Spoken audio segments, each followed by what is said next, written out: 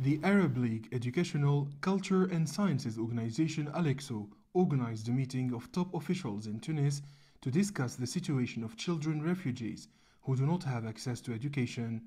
Experts said that convincing parents to send their kids to school was easy in refugee camps, while the situation is complicated in the cities. In the urban setting is most difficult because there is a lot of work that we have to do in terms of outreach, to convince, to advocate that the right of education is for their right to educate and to learn. Since the beginning of the war in Syria, hundreds of Syrian families live in Tunisia. Next week, Diana will sit for the National Baccalaureate exam. My dream is to graduate and to help Syrian refugee children learn how to read and write. Education is the only solution to help our people in Syria. Despite their very high qualifications, dozens of Syrians who studied in their home country were unable to find jobs in the North African state.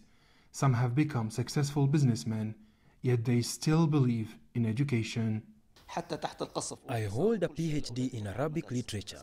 I was not hired in Tunis, so I started my own business. It works very well.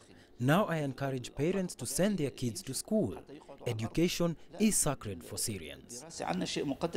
Integrating a primary school was a challenge for Zain. In 2012, he fled the war with his parents. Now at 11, Zain is a successful kid in a Tunisian public school. I lost many friends in the war. We moved to Tunis and the integration was difficult. I was not familiar with the dialect. Now I feel better. I study very hard. I'm aware that many children do not have this chance. The Association of the Syrian Community in Tunisia is a very active civil society organization.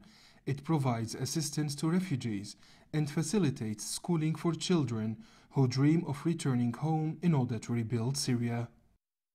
Thousands of unlucky Syrian refugees live in precarious conditions in the region. Children are the first victims of the ongoing armed conflict in Syria, as many lost their parents and must work at an early age to feed their families. Adnan Shoshi, CGTN, Tunis, Tunisia.